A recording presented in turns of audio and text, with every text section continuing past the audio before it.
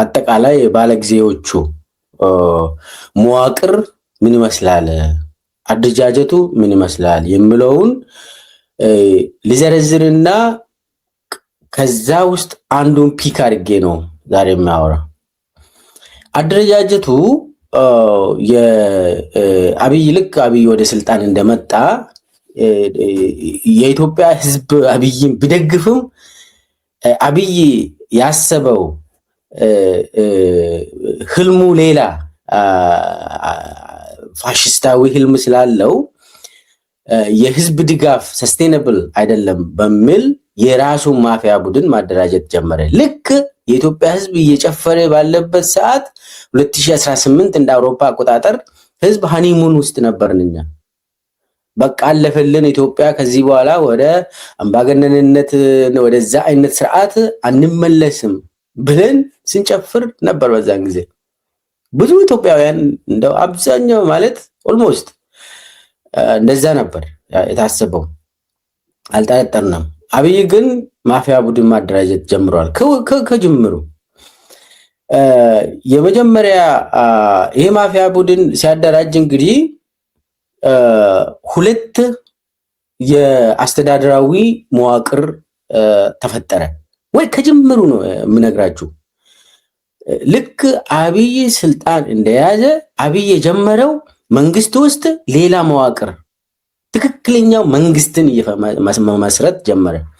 አሁን ሁለት አይነት ነው። አሁን ኢትዮጵያ ውስጥ በአሁኑ ሰዓት ያለው መንግስት ሁለት አይነት ነው። አንዱ ከውጭ የምታየው ሚኒስቴር መስሪያ ቤቶቹ አሉ፣ ክልል መንግስታት አሉ፣ ከተማ መስተዳደር አለ። እሱ ከውጭ ነው የምታዩት። ትክክለኛ የአብይ መዋቅር ግን አይታይም፣ የለም። እሱ ነው የምነግራችሁ ዛሬ። የአብይ ስርዓት ከፈለጋችሁ ዲፕ ስቴት በሉት።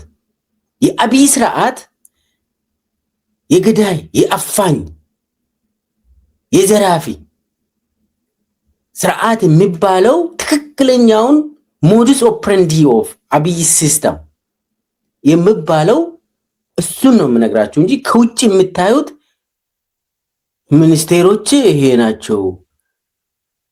7-8 ሴቶች ሚኒስቴሮች አሉ። ከዛ እዛ አካባቢ ሚኒስቴሮች እንደዚህ አገር የሚመሩ ሚኒስቴሮች አሉ። እሱ ውሸት ነው፣ የለም እንደዛ።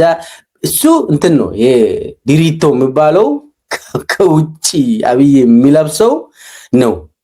ትክክለኛው የአብይ ስራ የአብይ አገዛዝ ምንድን ነው፣ ምን ይመስላል የሚለው ነው ዛሬ ምነግራችሁ። ዲሪቶውን አንስቼ ማን ነው ምን ይመስላል ስርዓቱ ብዬ እሱን ነው አንድ በአንድ ምነግራችሁ። የኢትዮጵያ ሕዝብንም እያስቆጣ ያለ ሰሞኑን እንግዲህ አሁን እያያችሁ ነው። ይሄ 120 ማፊያ ቡድን ምዕራብ ሸዋ አምቦ አካባቢ ያስጀመሩት አገር ሙሉ ኦሮሚያን ሙሉ ኢትዮጵያን እያዙ ነው። የኦሮሚያ እየወጣ እንዳለ አሁን ሰሞኑ ጃዋር ይዞታል፣ በሚገባ ይዞታል። ህዝቡም በቃ አሁን ትክክለኛውን መረጃ ማግኘት ጀመረ። እሱ ነው እንግዲህ ይህንን ፕሮግራም እንዲሰራ ራሱ ያደረገኝ። ስለዚህ አደረጃጀቱ የባለ ጊዜዎቹ አደረጃጀት የባለተራ አደረጃጀት ምንድን ነው የሚለውን ሊጀምር። እነኚህ ቡድኖች የቢዝነስና የታጠቀ ቡድን ነው። የታጠቀ ቢዝነስ ኤንድ አርምድ ግሩፕ ናቸው። እነኚህ ቢዝነስ ይሰራሉ፣ ይገላሉ፣ ያፍናሉ፣ ያሰቃያሉ። ዋናው ዓላማው አብይን ስልጣን ላይ ለመጠበቅ። ይህን አብይን ስልጣን ላይ እስከ ጠበቅ ድረስ ትገላለህ፣ ትዘርፋለህ፣ ታሰቃያለህ፣ ታጠፋለህ፣ የፈለግከውን ነገር ታደርጋለህ፣ አትነካም። ዋናው ዓላማ እችን ያዝና ይላል አብይን ቤተመንግስት ውስጥ ማምለክ ይግድላል። ከዛ በኋላ ከዛ ውጪ የፈለግከውን ታደርጋለህ። ለዛ የተዘጋጁ መዋቅሮች ማአት የማፊያ መዋቅሮች አሉ። የማይነኩ አይነኬ ማፊያ ቡድኖች አሉ። ከዛ ውስጥ 120 ልጀምር ህዝብ በደንብ እንዲረዳ ስለምፈልግ 120 አምቦ አካባቢ ነው ያስጀመሩት። ከዛ ያሰፉ ወደ ምዕራብ ሸዋ ሙሉ ያዙ። ከዛ አዲስ አበባ ዙሪያንም ያዙ። ከዛ ኦሮሚያ ሙሉ በሙሉ ተሰራጨ። ይሄ አምቦ ላይ የተጀመረው 150 ኪሎ ሜትር ራዲየስ ላይ የተጀመረው የማፊያና የዝርፊያ የግድያ ስኳድ ይሄ ተሞክሮው መላ ኦሮሚያ ላይ አዳረሱት። አንዱ 120 ነው ልዘርዝርና በኋላ መጣበታለሁ። 120 ቡድን ነው። ከዛ መከላከያ ውስጥ ንዑስ ንጉሶች ተፈጥሮ የሚያፍኑት የሚዘርፉት የነሱም ቢዝነስ ግሩፕ ናቸው። 120 ቡድን ውስጥ ደግሞ በጣም አይነኬዎች የሚባሉ 5 ቡድኖች አሉ።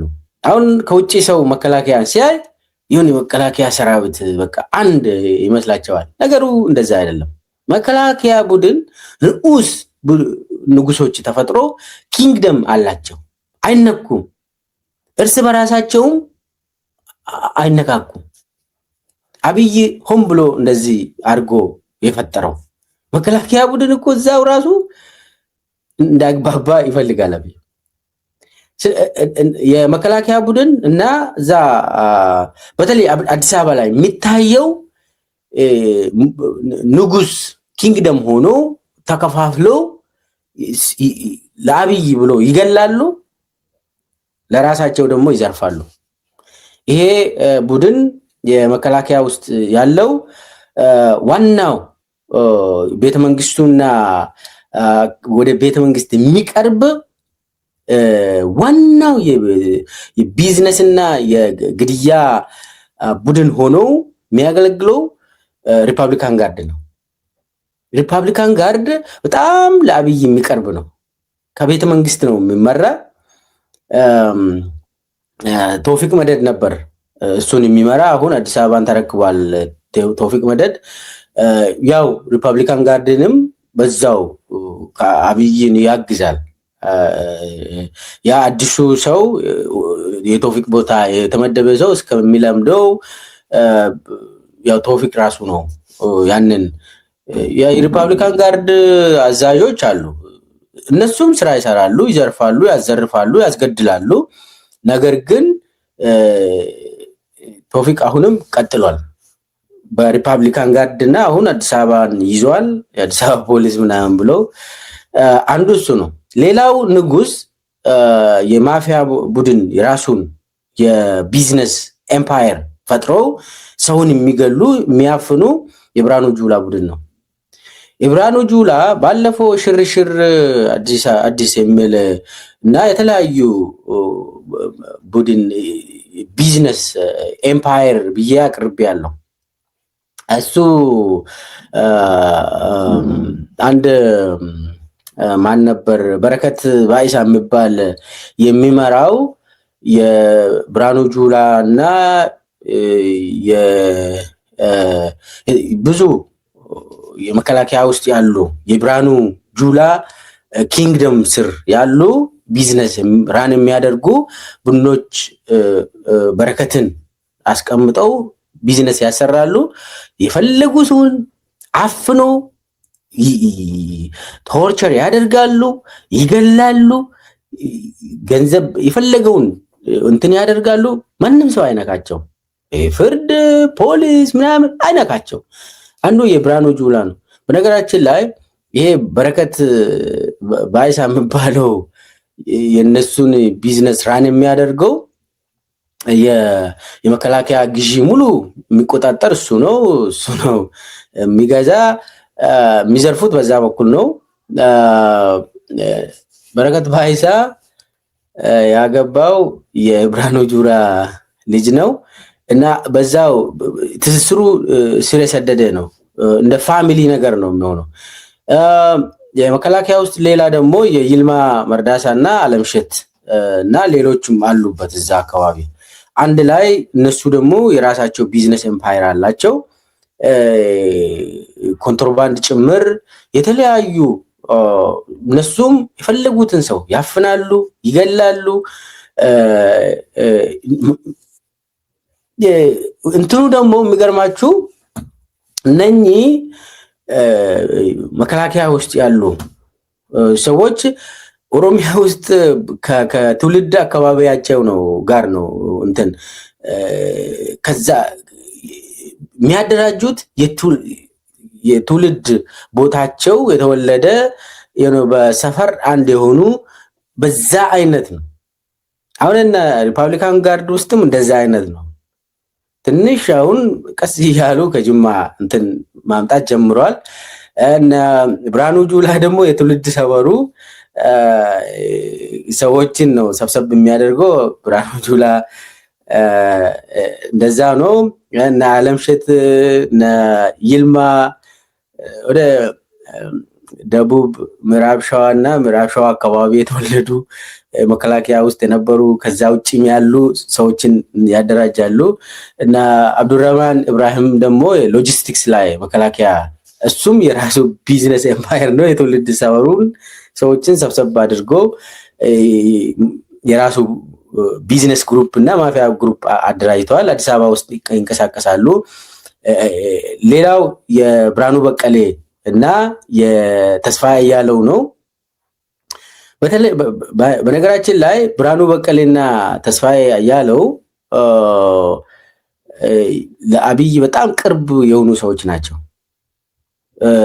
እነሱ የራሳቸው ቢዝነስ ኤምፓየር አላቸው። ይገላሉ፣ ያስገድላሉ። በጣም በተለይ ተስፋዬ አያሌው ትልልቅ ግድያዎች ውስጥም ይሳተፋል። ተስፋዬ አያሌው ብርሃኑ በቀሌ ደግሞ የሪፐብሊካን ጋርድ አዛዥ ሆኖ ማለት ቶፊክ ስር አዛዥ ሆኖ ሲያገለግል ስለነበር ብዙ ግድያዎች ውስጥም ተሳትፏል። ስለዚህ ተስፋዬ አያሌውና ብርሃኑ በቀሌ ቡድን በጣም ለአብይ ይቀርባሉ። አሁን አብይ ብርሃኑ በቀሌና ተስፋዬ አያሌው በደንብ ያምናል፣ በደንብ ወደ ራሱ ያቀርባል። ይሄ ብርሃኑ ጁላ፣ ይልማ መርዳሳ ምናምንና አብዱራህማን ኢብራሂም ቡድን ያው ስራ እንዲሰሩና እንዲዘርፉ አድርጓል፣ ግን ደግሞ ዋጋ የላቸውም ብሎ ያምናል። አብይ መከላከያ ንጉሶች ውስጥ በተለይ ተስፋዬ አያሌው ከፍተኛ ግድያዎች ውስጥ ይሳተፋል። ሃይ ሌቨል ግድያዎች በኢትዮጵያ ውስጥ የነበሩ ከፍተኛ አሳሲኔሽን የሚካሄዱ አስታውሱ። ኢትዮጵያ ውስጥ የነበሩ ሃይ ፕሮፋይል አሳሲኔሽን የነበሩ ውስጥ የሚሳተፍ ሰው ነው ተስፋዬ አያሌው። እና ተስፋዬ አያሌው በጣም የአብይ በጣም ቅርብ ሰው ነው፣ አይነኬ ነው እሱ። ከዚህም በፊትም አብሮ ስላደጉ ሬዲዮ ኦፕሬተር ሆኖ ሲያገለግሉ የነበሩ ሰዎች ስለሆኑ ተስፋዬ አያሌው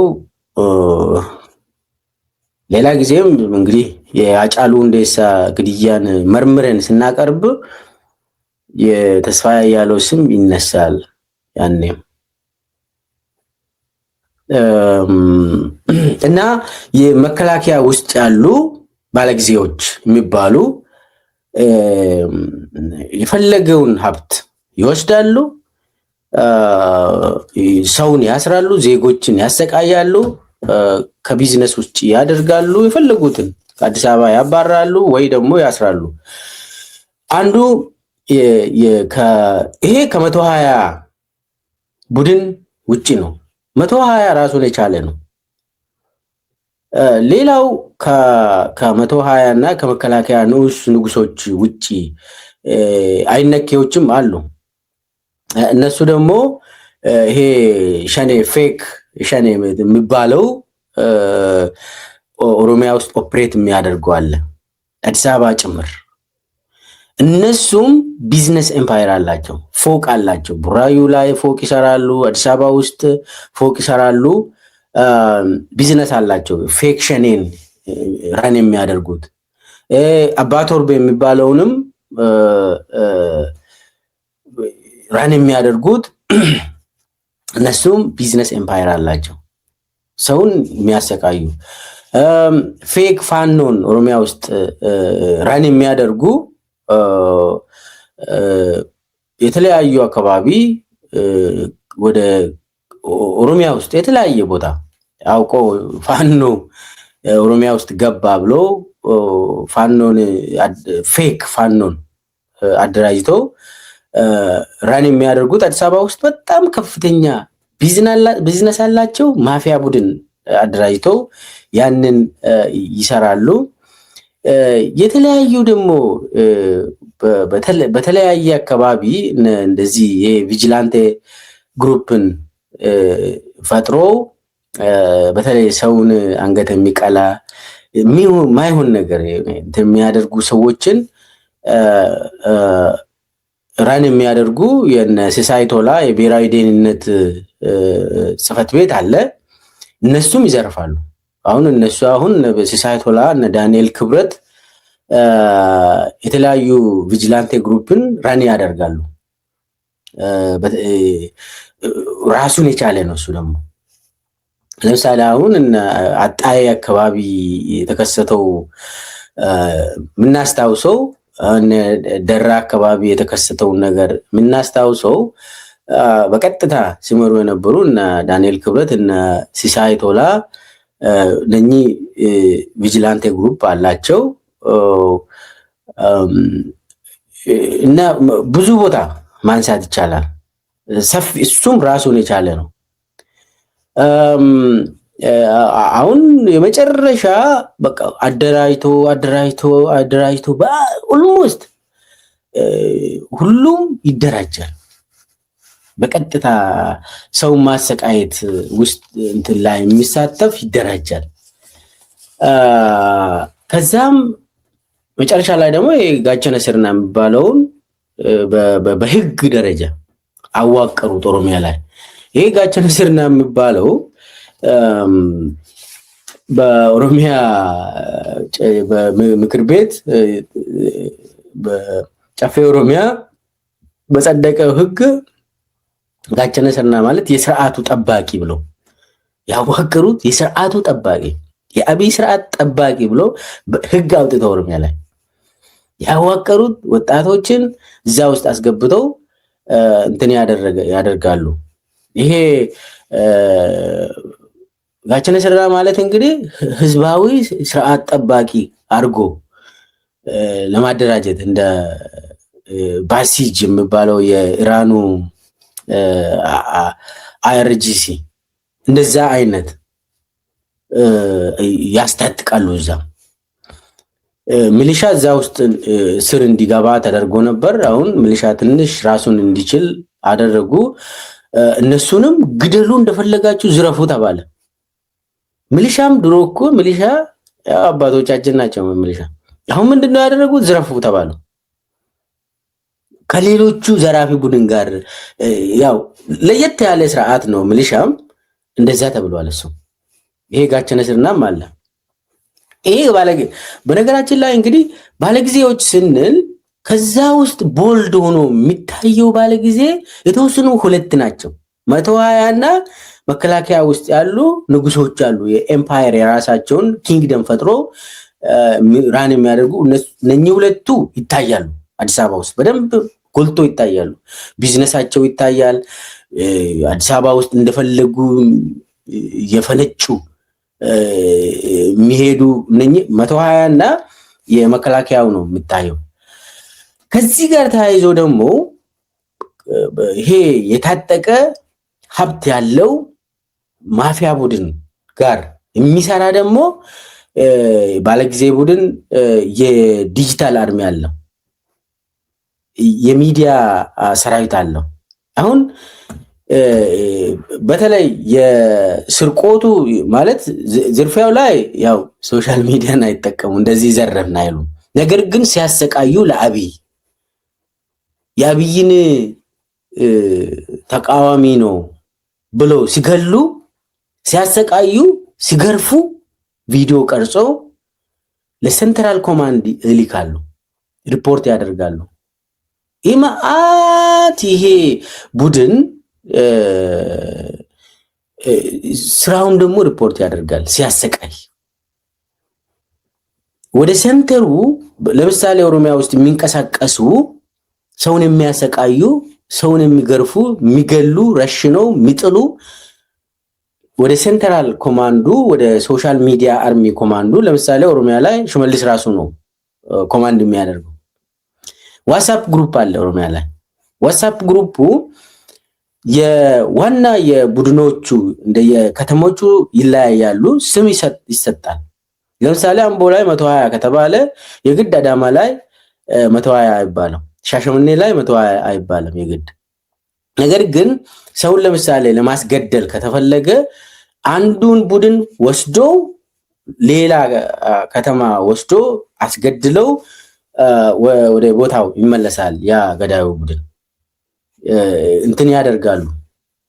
ቦታ ለዋውጠው ነው እንደዚህ የሚያደርጉት። ከገደሉ በኋላ ቪዲዮ ይልካሉ፣ ከገረፉ በኋላ ቪዲዮ ይልካሉ። ይሄ ዋትስአፕ ግሩፑ ላይ ከዛ የትኛው ነው መውጣት ያለበት ብሎ ይወስኑና ኦቶራይዝ የተደረገው ቪዲዮ ይለቀቃል። በፌክ አካውንት ነው የሚለቀቀው። ስለዚህ ይሄ ዲጂታል አርሚው ይሄ ሚዲያ ሰራዊት የሚባለው አለ። ዋና ኮማንድ አላቸው እነሱ። መሬት ላይ የሚገላለ፣ ሶሻል ሚዲያ ላይም የሚገላለ። ይሄ ሶሻል ሚዲያ ላይ በጣም የተደራጀ በኢትዮጵያ ውስጥ የዲጂታል አርሚ በጣም በከፍተኛ ደረጃ ፋይናንስ የሚያገኝ ስርዓት ነው። ከላይ በአብይ ነው የሚመራ የዲጂታል አርሚ ዋና ቺፍ ኦፍ እንትኑ ኮማንዱን የሚመራ አብይ ራሱ ነው፣ የዲጂታል አርሚ ዋናው ኮማንደሩ። ከዛ የዲጂታል አርሚ ቺፍ ኦፍ ስታፍ ደግሞ ብርሃኑ ጁላ አይደለም፣ ዳንኤል ክብረት ነው። ዳንኤል ክብረት የዲጂታል አርሚ ኤታማዦር ሹም ነው። የዲጂታል አርሚ የሚዲያ ሰራዊት ኤታማዦር ሹም ዳንኤል ክብረት ይባላል። አብይ ላይ አሁን ዳንኤል ክብረት የማህበራዊ ሚዲያ የማህበራዊ ምናምን ጉዳዮች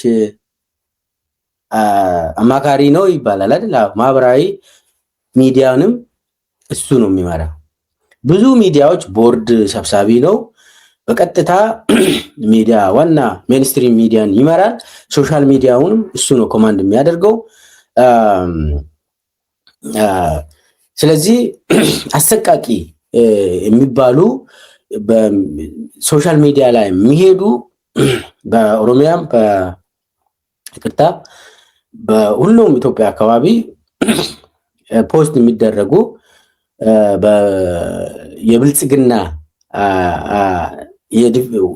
ሶሻል ሚዲያ ላይ ብልጽግናን ዲፌንድ የሚያደርገው ሰራዊትን የሚመራው ዳንኤል ክብረት ነው። ስለዚህ ይሄ አሁን ሰሞኑን ጀዋር ፖስት የሚያደርገው ቪዲዮዎችን ካያችሁ በጣም ስቅጥጥ የሚል ኦሮሚያ ውስጥ ቪዲዮዎቹ ሪፖርት ያደርጋሉ። አሁን ዋናው ይሄ ሶሻል ሚዲያን በተመለከተ ሲያሰቃዩ ሲገሉ ቪዲዮ ቀርጾ ለምንድን ነው የሚያሰራጩት? ድሮ እኮ የምናውቀው ማለት የሆነ ሰውን ከገደሉ ተደብቆ ነው የሚታወቅ። ማለት ገዳዩ አይታወቅም፣ ገራፊው አይታወቅም። የመንግስት አካል ቪዲዮ እየቀረጸ እንደዚህ አያደርግም። ድሮ የምናውቀው ነገር በኢህአዴግ ጊዜ በአደባባይ ቪዲዮ እየቀረጹ እየገረፉ እንትን የለም፣ እንደዚህ አያደርጉም። አላደረግንም ይላሉ፣ እንደው የለም ይላሉ። እንዲህ አይነት መረጃ እንዳይኖር ነው የሚፈለገው። ድሮ ያው ያሰቃያሉ፣ ነገር ግን እንዲህ አይነት መረጃ እንዲወጣ አይፈልጉም።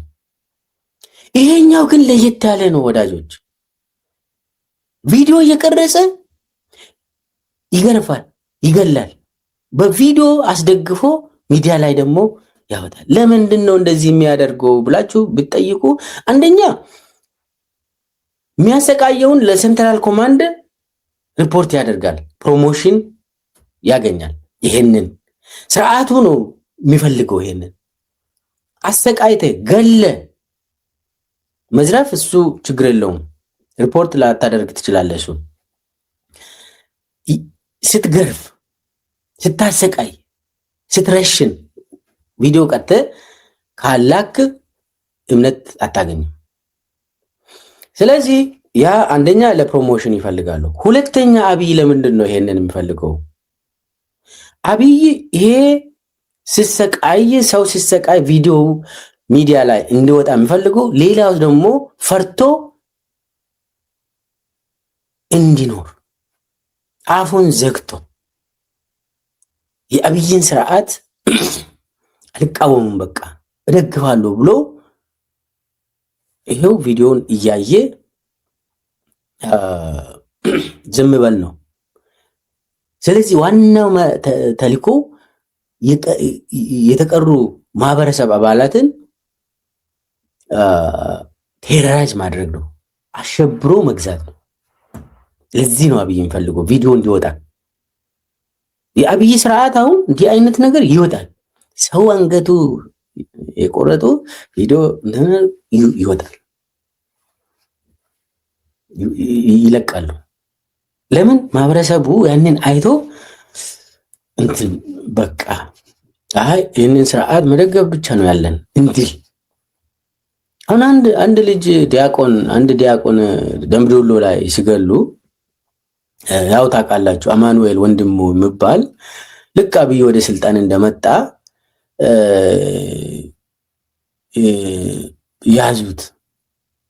ያዙትና ልጁ የሚያውቀው ታሪክ የለም፣ ዲያቆን ነው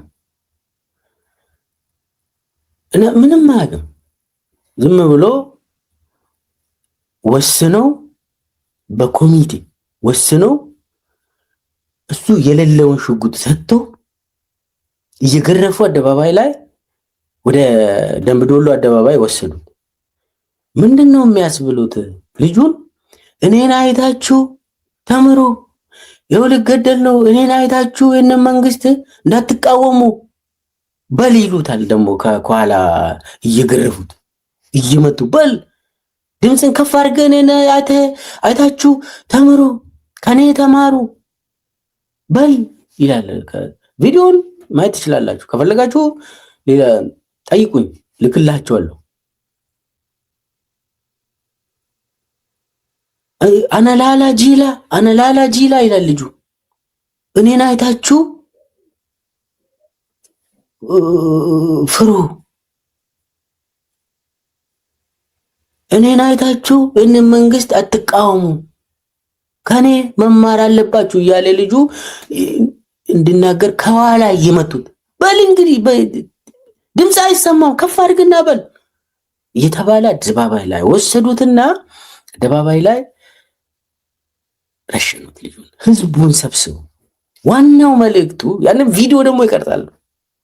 ራሳቸው ቪዲዮውን እየቀረጹ ከዛ ሶሻል ሚዲያ ላይ ይለቃሉ።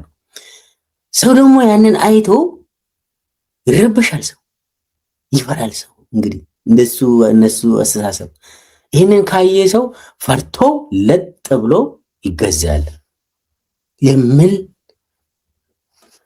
ተልዕኮ ያለው ነው አብይ። ለዚህ ነው እነኚህ ቪዲዮዎች ሚዲያ ላይ እንዲወጣ የሚፈልገው። አንዱ ለፕሮሞሽን፣ ሌላው ደግሞ ህዝቡ ይህንን አይቶ ፈርቶ ለጥ ብሎ እንዲገዛ ነው። ለዚህ ነው ዳንኤል ክብረት ጨካኝ ሰው የሚዲያ ሰራዊት የዲጂታል አርሚ ኤታማዦር ሹም ሆኖ የተመደበው። ስለዚህ ይሄኛው የሚዲያ እንትኑ የባለ ጊዜዎቹ እርከን ነው። በጣም ወሳኝ ሆኖ ነው አብይ የሚያየው። ይሄንን ከፈለጋችሁ የሚዲያ ሰራዊት መዋቅሩን ሌላ ጊዜ እመጣበታለሁ ከፈለጋችሁ። እና ይህንን ያነሳሁት እነኚህ ማፊያ ሰውን የሚገሉ የሚዘርፉ ቡድኖች በተለይ ደግሞ የገዳይ ቡድን፣ የገራፊ ቡድን፣ አሰቃይ ቡድን እና የሚዲያ አብሮ ነው የሚሰሩት።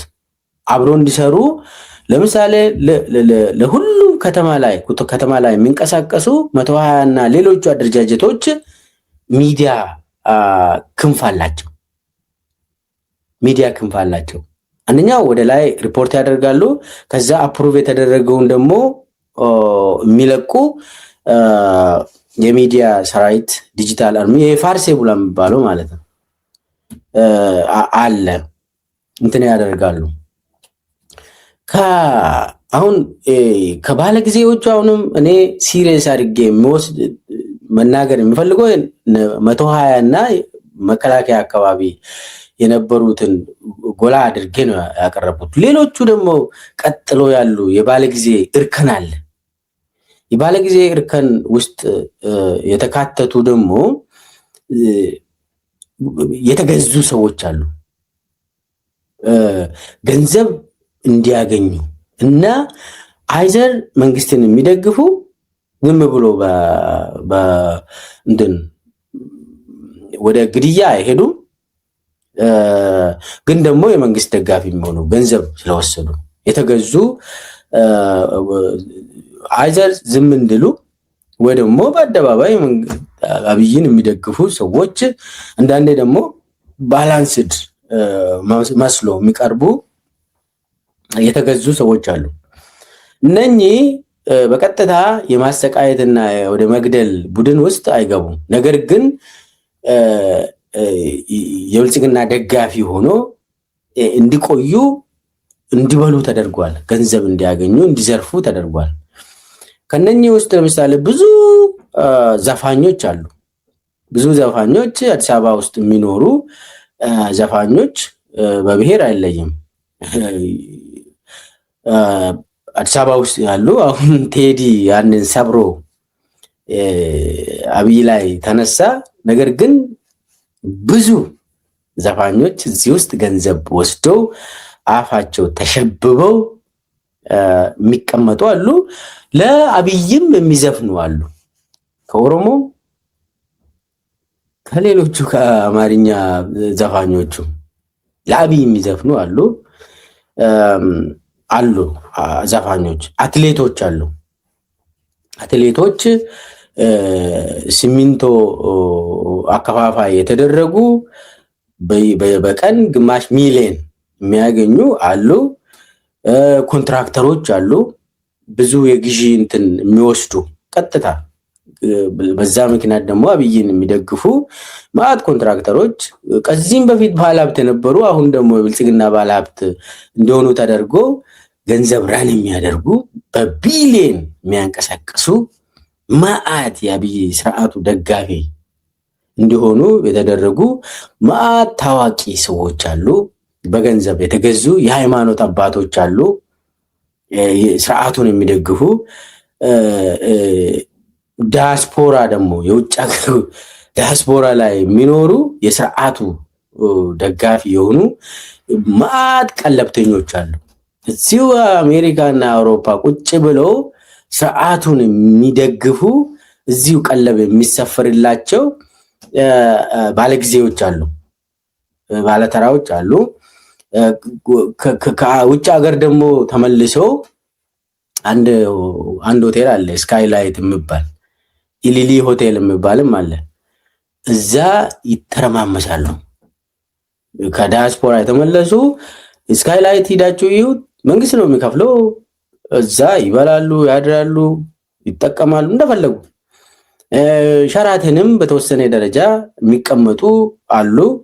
ዋናው ግን ስካይላይት ነው የሚቀመጡት። እና ይሄ ዲያስፖራም ሌላ የባለጊዜ አደረጃጀት አለው።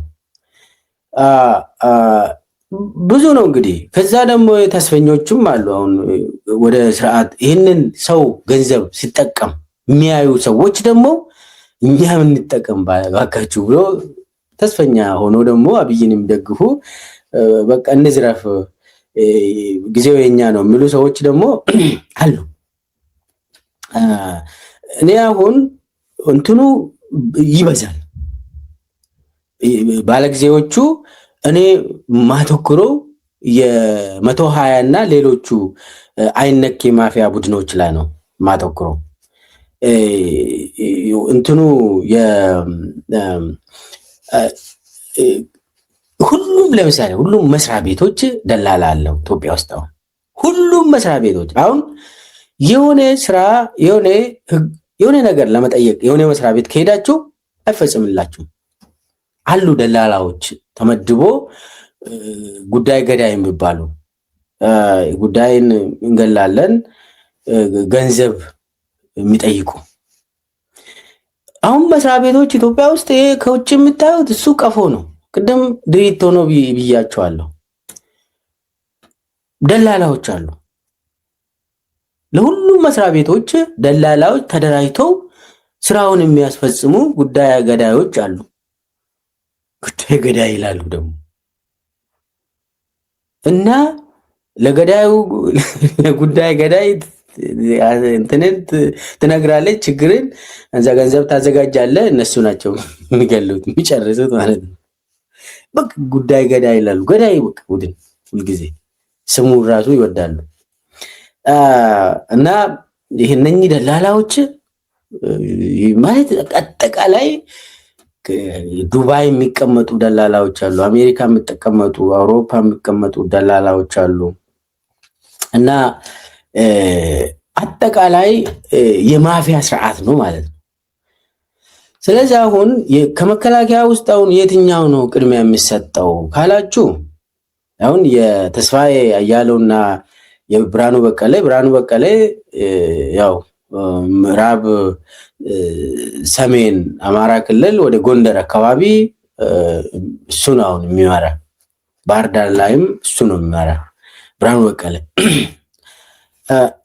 ሁለቱ በጣም ለአብይ ቅርብ የሆኑ ሰዎች ናቸው። በመዋቅር ደግሞ ሪፐብሊካን ጋርድ የራሱ ታርጋ አለው ከመከላከያ የተለየ። ስለዚህ ሪፐብሊካን ጋርድ ታርጋ የያዘ መኪና ይዘ የምትሄድ ከሆነ አትጠየቅም። በቃ ፈርስት ኔሽን በቃ ማንም ሰው እንትና አያደርግም አይነካም። እና ከሪፐብሊካን ጋርድ ደግሞ ከመከላከያ ውስጥ መከላከያ ኢንተለጀንስን ያምናል። የመከላከያ ኢንተለጀንስ እና ሪፐብሊካን ጋርድ አብሮ ነው የሚሰሩት። አዲስ አበባ ውስጥ አብሮ ነው የሚዘርፉት፣ አብሮ ነው የሚገሉት፣ ይተዋወቃሉ። እና ከዛ ቀጥሎ አሁን በደንብ የሚታየውስ የመጨረሻ አዲስ አበባ ውስጥ ጎላ ብሎ ደግሞ የሚታየው ይሄ 120 ነው። 120 ቢያንስ የመከላከያዎቹ እንደዚህ ናይት ክለብ ላይ አይታዩም። ብዙ ግን ይጠጣሉ፣ ከፈለጉ ሰውን ይገላሉ፣ ይዘርፋሉ። ግን ደግሞ 120 በጣም የታወቀ ነው አዲስ አበባ ውስጥ የ120 ቡድን 120 ቡድን አሁን ብዙ ናይት ክለብ ብትሄዱ መገለጫቸው ምንድነው? ገንዘብ እንደዚህ ነው የሚያርከፈክሩት። ዳንስ ላይ ያሉ ለሴቶች ምናምን እስከ 50,000 100,000 አናታቸው ላይ እንደዚህ እንትን ያደርጋሉ። ባለ 200 ኖት ብር የአብይ ኖት አናታቸው ላይ እንደዚህ ይበትናሉ እስከ 100,000። ያው 100,000 ምን ትገዛለች? አሁን ደግሞ ይሄንን እኔ በደንብ አውቃለሁ።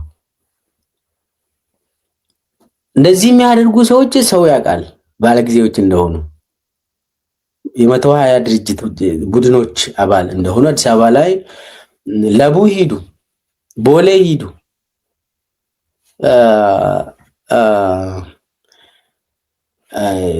በቃ 22 ሂዱ የምታገኙት እንደዚህ አይነት የ120 ቡድን ነው። ባለጊዜዎቹ ናቸው እነኚህ ባለጊዜዎች ሰውን ከገደሉም አይነኩም። በአደባባይ ላይ ሰውን ከገደሉ አይነኩም። ቀስ ብሎ ድራይቭ አድርጎ ፈታ ዘና ብሎ ቤታቸው ይገባሉ። ፖሊስ ሂዶ አይጠይቃቸውም። የባለጊዜ ሰዎች ስለሆኑ በተለይ ደግሞ ከባለጊዜዎቹ ደግሞ 120 ከሆንክ አይነኩም። ወዲያውኑ ብሔራዊ ደህንነትና መከላከያ ኢንተለጀንስ ወይ ደግሞ ሪፐብሊካን ጋርድ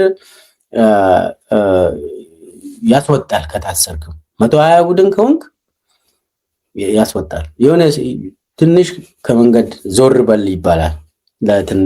ለአንድ ቀን 2 ቀን ማንም ሰው አያስርም። በነገራችን ላይ ይሄ ኪንግ ደግሞ ይሄ 120 የተለያዩ ስም ያላቸው በየኦሮሚያ ከተሞች ላይ ሰውን የሚገሉ የሚንቀሳቀሱ አዲስ አበባ ውስጥ የሚንቀሳቀሱ የተለያዩ ቡድኖች አንዳንዶች አይታወቁም። አንዳንድ ማለት አንድ ቡድን አለ፣ ሌላ ቡድን አለ። አንዳንድ ጊዜ ክላሽ ያደርጉና ቶሎ ይቆማሉ። የኔ ግዛት ውስጥ ገባ ብለው ይነጋገሩና ይከባበራሉ። የተለያዩ ኪንግደሞች ስለሆኑ ነው። እና ይሄ እነኚህ ንጉሶች ነቢይ በየቦታ ሰውን የሚያሰቃዩ፣ ሰውን የሚዘርፉ፣ የሚገሉ፣ ስርዓቱን የሚጠብቁ ይህንን አብይ የፈለጋችሁትን ነገር አድርጉ፣ እንዳሻችሁት ነገር አድርጉ፣ ግደሉ፣ ዝረፉ፣ አሰቃዩ፣ ግን እኔን ወንበር ላይ ጠብቁኝ ነው። እኔም ቤተመንግስት ውስጥ ጠብቁኝ ነው። አሁን አንዳንድ የባለጊዜዎቹ አባላት በተለይ ከ120 ጋር የሚሰሩ ባለጊዜዎች በቴሌቪዥን ላይ ወጡ። እኔ በቤተመንግስት አካባቢ ሲያልፍ እዚህ ቤተመንግስት ውስጥ ያለ የኔ ጌታ ነው እሳለማለሁ፣ አንተ እዚህ ውስጥ ስላለ ነው እኔ ደረቴን ነፍቼ የሚዘርፉ ማለት የሚዘርፉ አይሉም። አንተ እዚህ ቤተመንግስት ውስጥ ስላለ ነው ደረቴን ነፍቼ ነኝ እንደዚህ የምናገረው ብሎ ቴሌቪዥን ላይ ያወራሉ። አንድ ልጅ አለ፣ የአምቦ ልጅ ነው። ሌላ ከዲያስፖራ የተመለሰ የስርዓቱ ደጋፊ ባለጊዜ አለ። ከአሜሪካ የተመለሰ ከሰሜን አሜሪካ የተመለሰ አንድ ባለጊዜ አለ አዲስ አበባ ውስጥ እና አንድ የአምቦ ልጅ ባለጊዜ አለ አዲስ አበባ ውስጥ። እሱም ሌሎች ሁለቱም ተገናኙና አንዱን ኢንተርቪው ያደርጋል። ያ ባለጊዜ የአምቦ ልጅ ምን ይላል? እኔ እኮ ሰው ቤተክርስቲያን ሂዶ ይሳለማል ይጸልያል አይደለ እንደ ያለ። አዎ ይላል። ይሄ እንደ ጋዜጠኛ ነገር ሾው አለው። አዎ ይላል። እኔ የሚሄደው ሲነጋ የኔ ቤተክርስቲያን ቤተመንግስት ነው አለ። ቤተመንግስት ዙሪያ ሂጄ ተሳልሜ ስራዬ ቀኔ ጥሩ ነው የሚሆንልኝ አለ። ምን ይኸውልህ አቢቹ እዚህ ውስጥ ስላለ ነው። አቢቹ ቤተመንግስቱ ስላለ እኔ ደረቴን ነፍቼ እንቀሳቀሳለሁ። እኔ አንተን እንደ እኔ ጌታ እሳለማለሁ አለ። ይሄ ባለ ጊዜ አንዳንዴ ዘፋኝ ይሆናል፣ አንዳንዴ መዝሙር የጴንጤ መዝሙር ያወጣል፣ አንዳንድ ናይት ክለብ ደግሞ ገንዘብ የሚበትን ሰው ነው። ባለጊዜው ከባድ ነው እና እነሱ አሁን በ120 ጋር የሚያያዙ ናቸው። ይኸውላችሁ 120 አምቦ ላይ የሚታወቀው ምዕራብ ሸዋ ላይ የሚታወቀው 120 አዲስ አበባ ውስጥ ሲገባ ባለጊዜ ነው። ቁልጭ ብሎ ባለጊዜ ሆኖ ይታያል። ሌላው ደግሞ ማህበረሰቡ እነሱን ሲያይ ወይኔ ኦሮሞ እኮ ባለጊዜ ሆነ እኮ ይላል። እነኚህ ኦሮሞን እያሰቃዩ ኦሮሞን እየገደሉ ኦሮሚያ ውስጥ እያንበረከኩ መዓት ሰውን ጨርሰው በየከተሞቹ ሰው የተረሸነው ባለፉት 7-8 ዓመታት ያልተቆጠረ ኦሮሞ ስቃይ ውስጥ አስገብቶ አዲስ አበባ ውስጥ ደግሞ ቢዝነስ ይሰራሉ። ባለጊዜ ሲባል ሌላው ማህበረሰብ ሌላው ኦሮሞ ያልሆነ ኦሮሞም ጭምር ባለጊዜ አያችሁ ኦሮሞ ባለጊዜ ነው ይላል። እነኚህ ጸረ ኦሮሞ የሆኑ ሰዎች የኦሮሞን ስም ይጠቀማሉ። ወደ አዲስ አበባ ሲገቡ ደግሞ አምቦ ላይ ሲያሰቃዩ የከረሙ ቡራዩ ላይ ሲያሰቃዩ ሲገሉ ሲረሽኑ የነበሩ ሰዎች አዲስ አበባ ውስጥ ደግሞ ቢዝነስ ግሩፕ ይሆናሉ። እዛ አብይን ደግሞ እናመልካለን ይላሉ። አብቹን እናመልካለን ይላሉ። ቤተ መንግስት ቤተ ክህነት ነች ይላሉ። ቤተ ክርስቲያን ናት ይላሉ።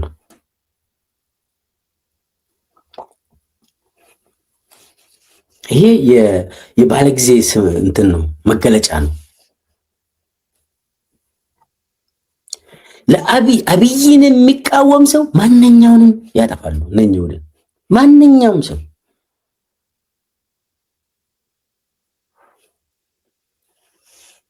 አብቹ ኬኛ ምናምን እያሉ የምትቃወም ከሆነ ያጠፋሉ። እነኚህ ቫምፓየሮች ናቸው። ደም ጠጭ የሆኑ ቫምፓየር በቫምፓየር ራሱን አስከብቦ አብይ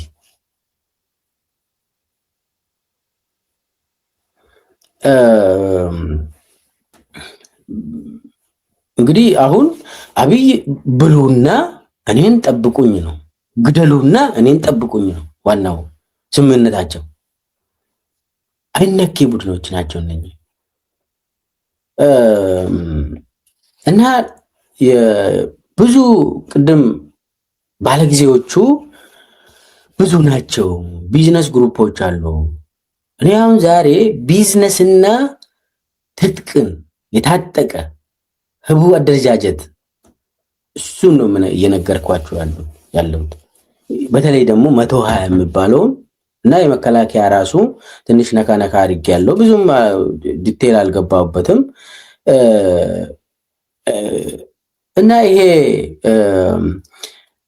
አጠቃላይ የመዋቅሩ ብዛት፣ ውስብስብነት፣ ኮምፕሌክስ የሆነ አደረጃጀት አለ። ከዛ ውስጥ የተወሰኑ ጎላ ብሎ የሚታዩ አሉ። ቢዝነስ እየሰሩ ባለጊዜ ናቸው እነኚህ እና በጣም ሰፋ ያለ ቱ ሜንሽን ኦል ኦፍ ዘም ይበዛሉ ማለት ነው። ከዛ ወደ የሀብት ምንጫቸው ሊሄድ የሀብት ምንጫቸው ምንድነው? ይሄነኚህ ቡድን በተለይ 120 ቡድን አዲስ አበባ ላይ 120 ቡድን የመከላከያ የተለያዩ የደህንነቶችም ቅድም የዘረዘርኳቸው የአይነኬ ቡድኖች የሀብት አሴት ምንጫቸው ምንድነው የሚለውን ትንሽ ነካ ላድርግ። እነኚህ እንግዲህ የአብይ ስርዓት ደጋፊዎች የተባለው ይሄ ዋናው የአብይ ቁንጮ ስርዓት ነው። ደጋፊም ሳይሆን የአብይ ስርዓት ነው። ይሄ አሰራሩ ነው። ይሄ የብልጽግና አሰራር ይሄ ነው። አደረጃጀት ይሄ ነው። ሌላው ዝም ብሎ ነው፣ ውሸት ነው። ይሄ ድሪቶ ቅድም ያልኩ ቢሮክራሲው ምናምን ሚኒስቴር፣ ይሄ ቢሮ ኃላፊ ምናምን አደረጃጀቶች እሱ ውሸት ነው። የመንግስት ሰራተኛ ምናምን እሱ ስርዓቱ አይደለም። የአብይ ስርዓት እንደዚህ የሚገል የሚያሰቃይ የሚዘርፍ ቡድን ነው። ይሄ የማይታይ ህቡ አደረጃጀቱ ነው የአብይ ስርዓት የምንለው።